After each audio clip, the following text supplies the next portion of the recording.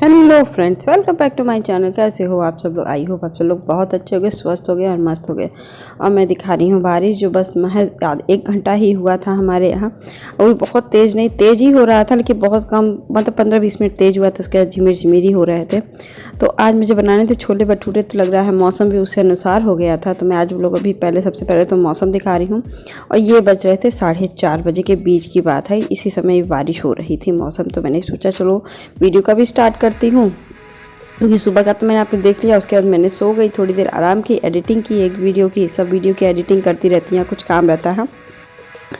फिर मैं थोड़ा सा लेटी तो ये 4:30 बजे की तरफ बारिश हो रही थी। तो बारिश होके मैं उठी तो मैंने देखा कि पहले तो बारिश हो रही है, तो अब वीडियो शूट करती हूँ कि आप लोगों को मौसम दिखाएं, क्योंकि कहीं पे भी बारिश नहीं हो रही है। यही तो मन मतलब दुखी हो चुका है बारिश के बगैर। तबीयत भी ख़राब, सब कुछ ख़राब। तबीयत एकदम उमस जैसा नहीं रहा, जब कुछ नहीं हो रहा है तो बहुत गुस्सा आ रही है।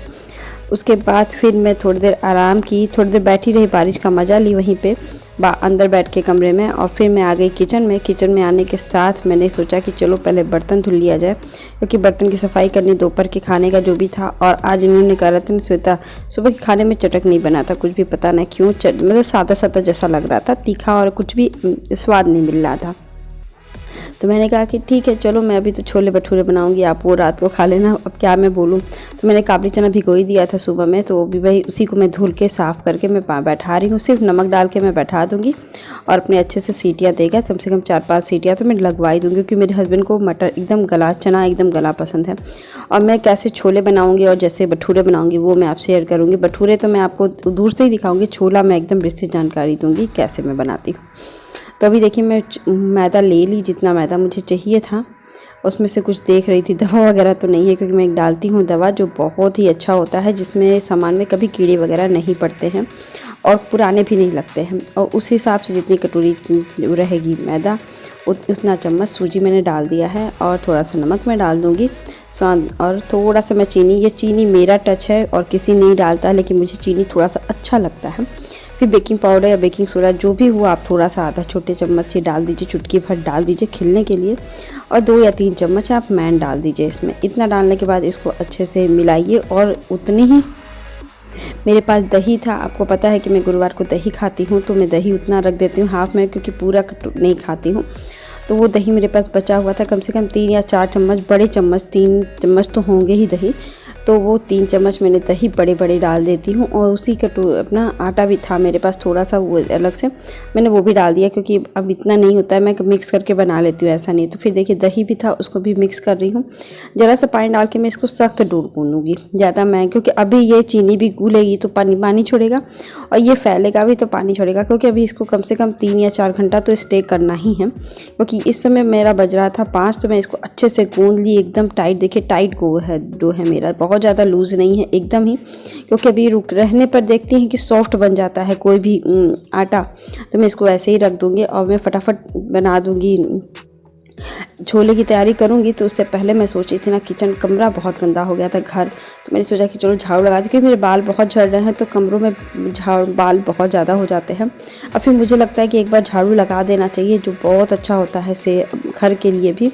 तो ज़्यादा नहीं होता है, क्योंकि गंदगी तो रहती नहीं है, बस थोड़ा सा बाल वगैरह मेरा जो गिर रहे हैं, आपको पता है कि मेरे गिरते हैं, तो वो बाल रहते हैं। तो मैं थोड़ा सा उस समय शाम को झाड़ू लगा देती हूँ। मैं ज़्यादा रूटीन शाम को नहीं रहता है।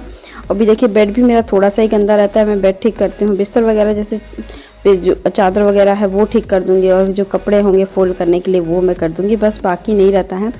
बाबू का होमवर्क मैं इसी समय करा देती हूँ, जब अभी तो नहीं कराई हूँ, और टाइम मिलेगा तो मैं करा दूँगी। उसका कपड़ा भी प्रेस करना था, ये सब हर चीज़ होती है ना, कि जो मैं थोड़ा थोड़ा करती ही रहती हूँ। दिन भर हूँ तो दिन भर का शूट भी नहीं हो सकता, क्योंकि कैमरा ऐसे मैं फ़ोन से ही शूट करती हूँ, तो वो मेरा फ़ोन कभी ट्राइपॉड से निकल के बाहर भी घूमता है, बातें भी होती हैं, सब कुछ होता रहता है, तो ऐसा नहीं हो सकता है कि मैं हमेशा हर चीज़। तो फिर अभी देखिए झाड़ू मैंने लगा दिया है। फिर मैंने 4 प्याज लिया था, मीडियम साइज़ का, देख रहे थे बहुत छोटा छोटा था, तो मैंने 4 या 5 प्याज ले लिया था। 2 खाट लहसुन ली थी, उसको अच्छे से मैं साफ़ कर लूँगी एकदम। लहसुन तो इसमें टाइम लगेगा, तो मैंने देखिए मटर, और इस बीच में ना काबली चना गल गया था, गला भी नहीं था। मैंने 5 सीटियाँ डलवा करके मैंने मीडियम फ्लेम पे उसको फिर बंद कर दी हूँ। फिर अब देखिए लहसुन अगर छील ली हूँ, फिर दोबारा मैं उसको गला दूँगी और इतना तो गल जाएगा कि 75% तो गल ही गया होगा, थोड़ा बहुत रहेगा क्योंकि मेरे हस्बैंड को चना एकदम गला पसंद है, बहुत गला। और मिर्ची मुझे थोड़ा सा ज़्यादा ही डालना है, आज तीखी बनानी है, थोड़ी सी तीखी।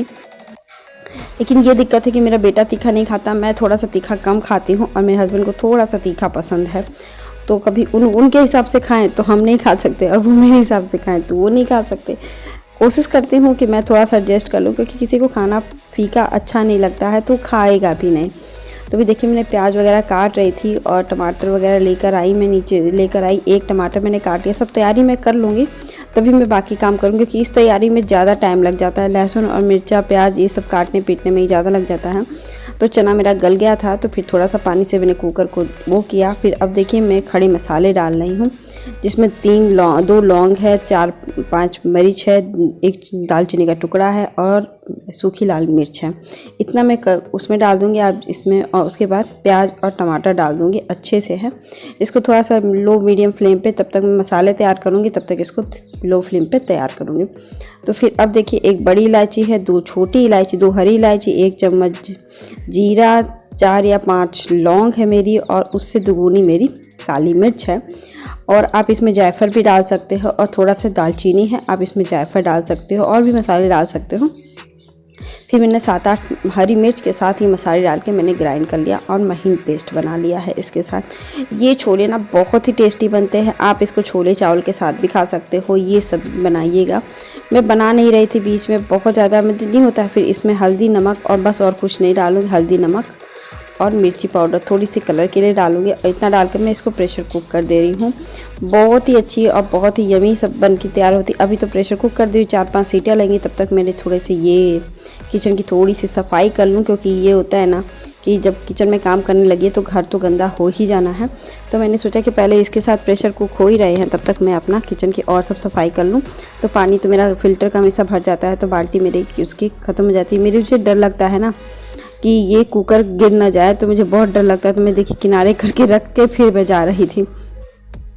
इसका तल जो नीचे का पेंदी है वो गोल टाइप का है, तो गिरने का बहुत डर होता है। तो ये इसको भूनने के लिए मैंने लगा दिया। 10-5 मिनट में ऐसे भूनूंगी, क्योंकि प्याज गल जाएगा तो प्याज अच्छे से उसको भूनना भी अच्छा चाहिए। क्योंकि अच्छे से मेरी मम्मी के स्टाइल से है कि जब अच्छे से आप सी आंच पे भूनो तो उसके मसालों का फ्लेवर खिल के आता है। अब भुनने पे ही तो मेहनत होती है। तो मैं थोड़ा सा पक जाता है। तो प्याज मेरा गल गया था एकदम। देखिए बड़े बड़े प्याज काटने पर भी देखिए मसाले ऐसे बन के तैयार हो गए थे। फिर इसमें मैंने आधा छोटी चम्मच ही छोले मसाले डाले, टू टेस्ट डालना था। इतना डाल के मैं 2 मिनट और भूनूंगी। छोले तो वैसे मसाले तो पके ही रहते हैं पैकेट वाले, इसमें छोले डाल के फिर मैं इसको प्रेशर कुक कर दूँगी। 2 या 3 सीटी और डलवा दूँगी, क्योंकि मेरे छोले अच्छे से गल चुके थे। लेकिन 1 साल होने के लिए मसाला और छोले 1 साल होने के लिए मुझे इसको अच्छे से 4 या 5 सीटी डलवा ही दूँगी कम से कम, और गल जाए। लेकिन गलते उतने नहीं हैं। फिर इसके बाद करने के बाद मैं चली गई थी मार्केट। इस बीच ये आ गए थे। थोड़े से होता है ना कि मौत जब अपना काम करने लगी तो फिर ये सोचे कि क्या अभी तो फिर मैंने कहा कि मैं अभी जा रही हूँ सामान लाने, आप बैठो। तो कहते हाँ चली जाओ, अभी बारिश भी हो गई थी ना तो अंधेरे में जाना मत। तो मैंने दूध का पैकेट लाया था, बफेलो मिल्क में यूज़ करने लगी हूँ।